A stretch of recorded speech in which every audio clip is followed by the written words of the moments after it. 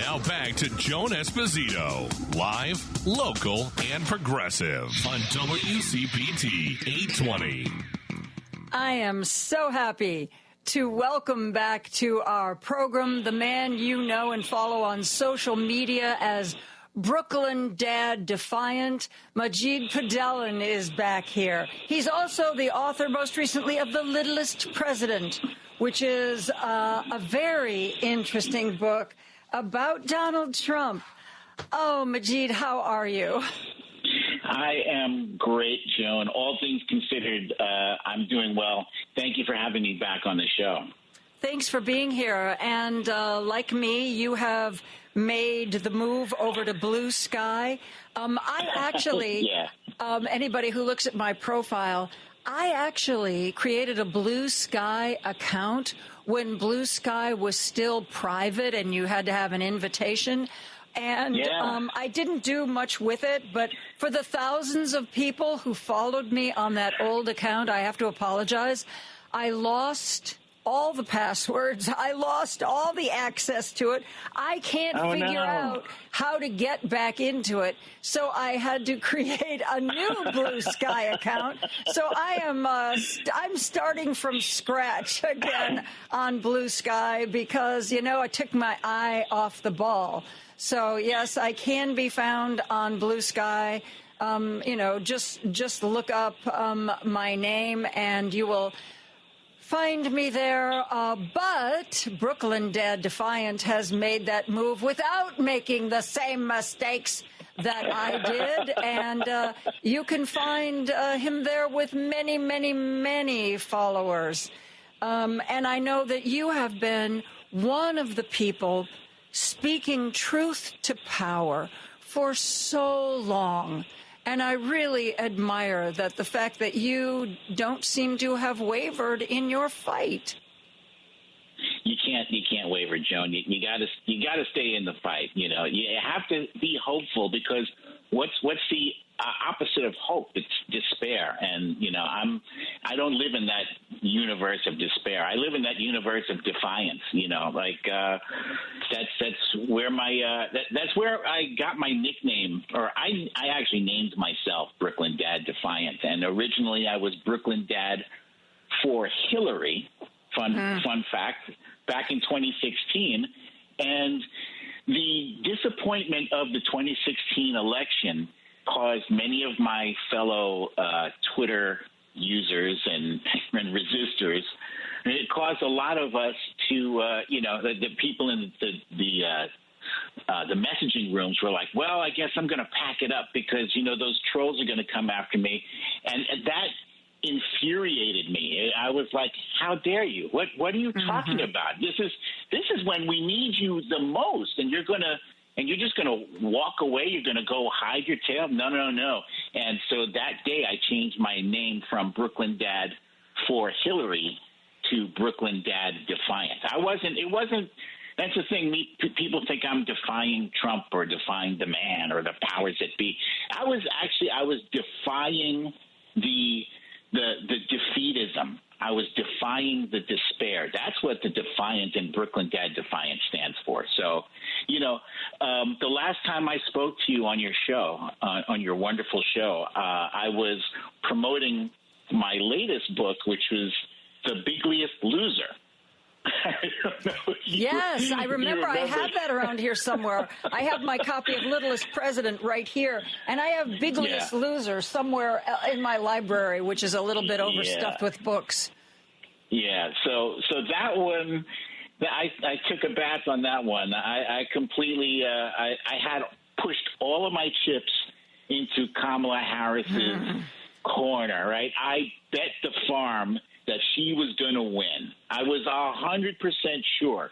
So naturally, when this election day rolled around, it took all the wind out of me. And like many Americans, I was just, oh boy, it was like a punch to the gut, It was. It was. And the move to Blue Sky, I think, for a lot of liberals and progressive, I think was therapeutic. I think it was needed because at the time there were a ton of trolls on Twitter and Elon fans and Trump fans that were like, ha, ha, ha. And they're still doing that, even though there's a lot of chaos going on in the Trump White House right now. They're trying to play everything as though it's some kind of win for Trump. Well, even today, the angry blonde woman who is his spokesperson, the judge stopped their move to say you're a federal employee if you don't take a buyout by Friday. Ooh, we're coming for you. And a judge said, no, that Friday deadline is going to be extended. And the angry blonde woman came out and said, oh, we're so glad that the courts are giving more people time to take advantage of this great offer. Well, I guess that's what you want from your press spokesperson. Yeah. She's like Kayleigh McEnany 2.0. I mean, she's the thing with Kayleigh McEnany, you could tell when she was flustered. You could tell when she was you could almost tell when she was embarrassed because her face would kind of flush. But this one is shameless. Her Caroline Leavitt, she's shameless in her deceit. She will look. She's just as bad as Donald Trump. Or she's like a Kellyanne Conway. She has no shame. There it is. That's it in a nutshell. Absolutely. So yeah. As far as Blue Sky is concerned, I thought it was necessary for us to have our own little silo or whatever for us to lick our wounds. But I'm still on Twitter. I'm still there. I'm still fighting the good fight. I gave up. I closed out. Here's the problem with that, though, right? If we were all to leave, so now they have that if we abdicate, if we just leave that to them, then they now own that very valuable town square. It's not like people are going to stop tuning into Twitter just because we've decided to leave. They're still going to go there. And that means that they control the narrative 100%. There's nobody pushing back on their lies. At least now, there's some of us that are still fighting to push back on their false narrative, and I'm not going to give up. So I'm in both. I have one foot in both worlds, and it's not pleasant. Trust me. You're very brave. You're very brave to do that. I can't. And you said something that I wanted to talk about. You were talking about how it was so difficult. When it was like a body blow when Kamala lost. I will tell you, it was just breathtaking. But you said that you saw a lot of gloating from the Trump folks. Here at this radio station, in addition to going out over the radio and talking to people like you, Majid, we also have a dedicated text line. So listeners can text me while I'm on the air. They can text all of our hosts. And I found something very strange. I didn't get that many Trump trolls before the election, but I got a lot of them after the election. And they were so angry. They were to a person. And I was writing a text response. And sometimes I even said on the air, dudes, you won. This is when you're supposed to be happy. And they were texting in and they were angry and I could tell they were yelling and I was like, please, this is the time. Let me give you a little bit of advice. This is the time when you're supposed to be happy. You're supposed to be walking around going, yay, we won. And they were uniformly the angriest, most vicious texts I have ever seen. And I thought, and it made me realize that I think anger is core to that constituency. They can't stop being angry even when they win. Yeah, they are addicted to. They're addicted to victimhood.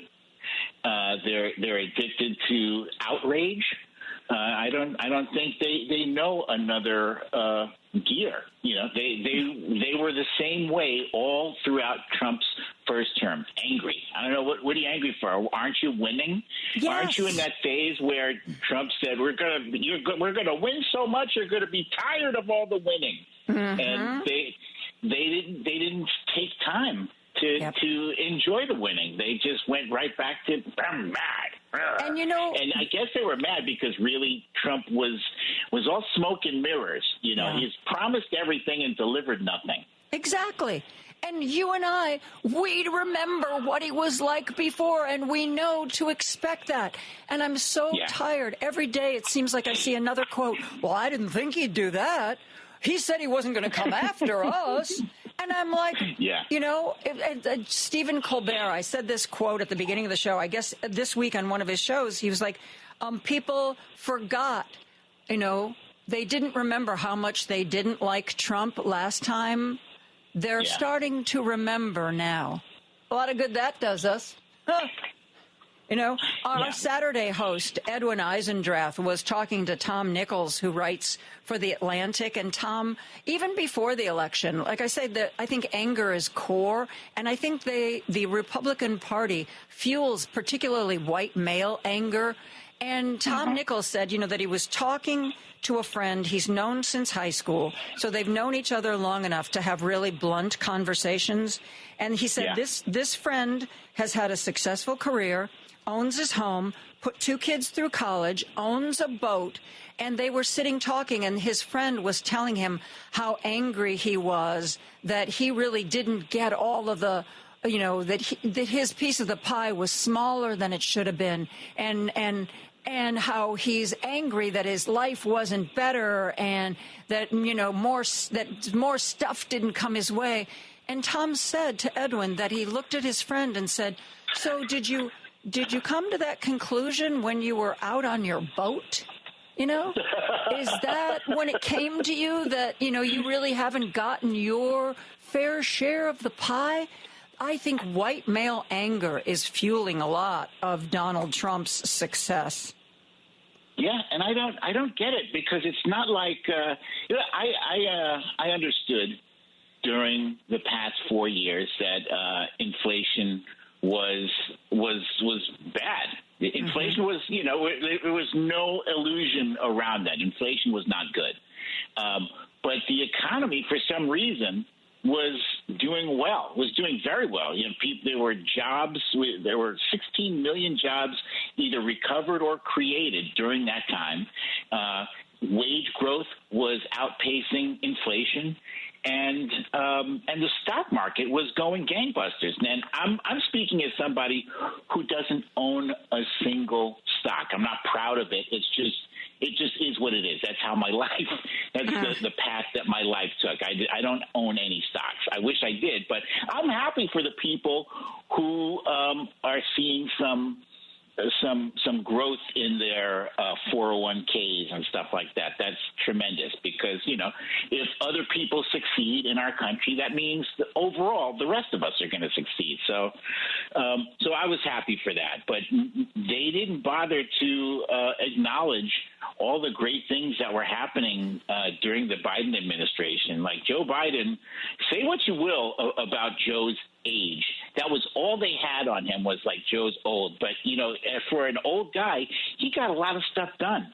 He passed that infrastructure bill a massive infrastructure package that every Republican voted against, but once it passed, they were all trying to take credit for. And it's going to keep paying dividends over the next decade. Yes, it will. And Donald Trump will take credit for all of it as it unfolds. Just Absolutely. like the Republicans who voted against the infrastructure bill went to their districts and bragged about, well, that new bridge, you better keep me in Congress, baby. Oh, wait, you voted against it? Oh, I'm sorry. We need to take a break. I'm speaking to Majid Padelan, and you will find him on social media, Brooklyn Dad Defiant, as are we all right now. We'll be back with more after this. Joan Esposito, live, local, and progressive on WCPT 820. And I am happily joined by social media influencer Brooklyn Dad Defiant. You can find him on Blue Sky. You can search for Brooklyn Dad Defiant, and it pops up. You can also find him at mmpadalin.bluesky.social.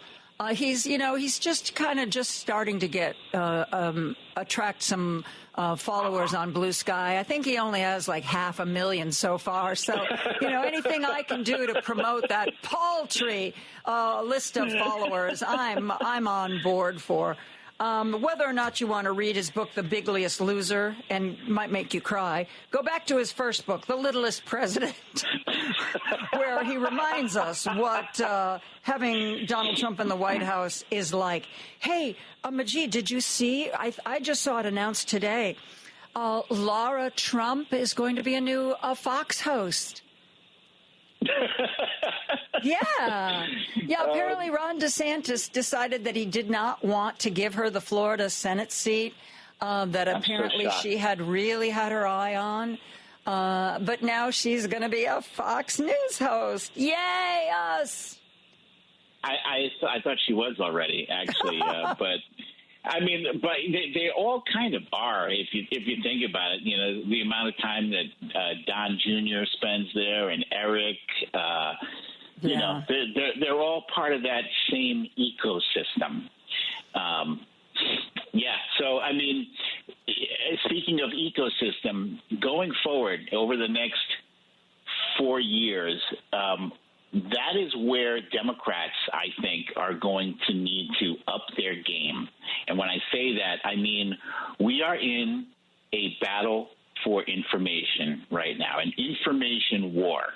And the people on the right, the Republicans, you can't even call them Republicans anymore because they're more like MAGA Republicans. They're just MAGA. There's not one person who, our parents used to call Republican, who acts like a Republican. They don't seem to care about, national defense anymore because they let a guy like Pete Hegseth head the Pentagon, and I'm battling out there with trolls, and I'm like, dude, forget that I'm a Democrat, just consider the fact that I'm an American, and I would happily vote for a Republican to head the Pentagon if they weren't a raging drunk woman abuser, if a guy who was qualified, somebody who has led more than 200 people because the Pentagon has 3 million people that they're going to have to be in charge of. Give us somebody who's qualified. I'm not complaining about Marco Rubio.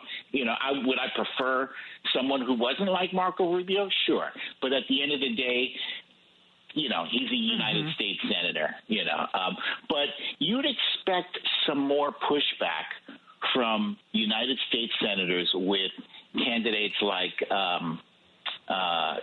Tulsi Gabbard or RFK Jr.